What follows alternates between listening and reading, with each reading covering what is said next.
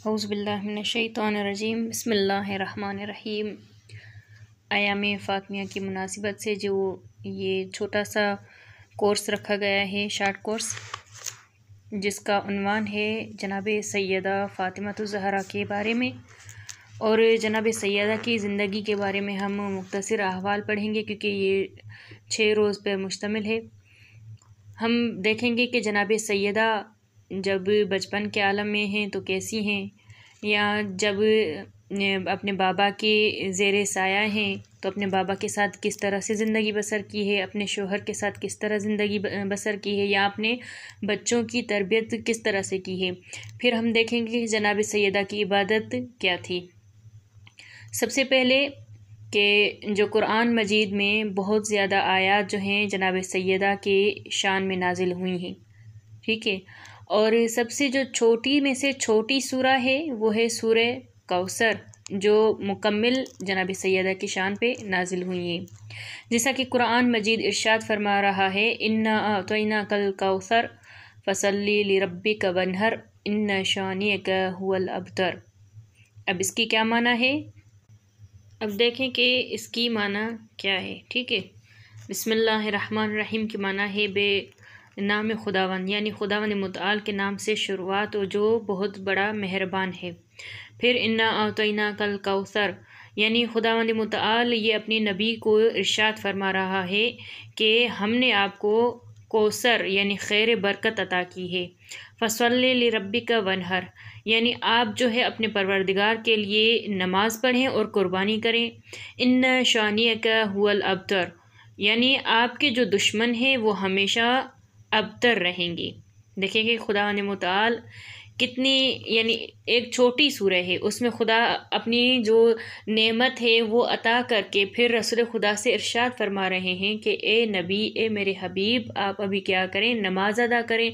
اور میرے لیے قربانی کریں۔ اب دیکھیں کہ کتاب جو ہے مجمل بیان ہے، اور جس کا جو ہے شمارہ ہے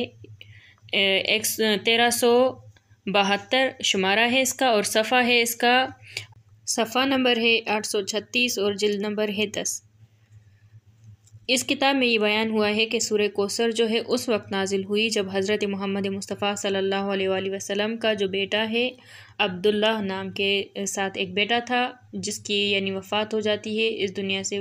وہ رخصت ہو جاتے ہیں، تو رسول خدا کی باقی کوئی اولاد نہیں بچتی، تو لوگ جو ہے یا بزرگان قریش جو ہوتے ہیں وہ رسول خدا صلی اللہ علیہ وآلہ وسلم کو نعوذ باللہ ابتر کہا کرتے تھے۔ تو خدا نے متعال نے اس سورہ کوثر کو نازل کیا اور رسول خدا صلی اللہ علیہ وآلہ وسلم کی دلجوئی کی، اور رسول خدا کو یہ ارشاد فرمایا کہ ہم نے آپ کو خیر کثیر عطا کیا ہے، اور یہ بھی بشارت دی کہ جو آپ کے دشمن ہیں، جو آپ کو ابتر کہتے ہیں، وہ ہمیشہ بے نسل رہیں گے، یعنی ان کی کوئی اولاد نہیں ہوگی، ہمیشہ کے لیے وہی ابتر رہیں گے۔ اب دیکھا جائے کہ کوثر سے جو مراد ہے وہ کیا ہے، کوثر کی معنی کیا ہے۔ کوثر ایک نہر کو بھی کہتے ہیں، کوثر وسعت کو بھی کہتے ہیں، یعنی زیادہ کسی چیز کا وسیع ہونا،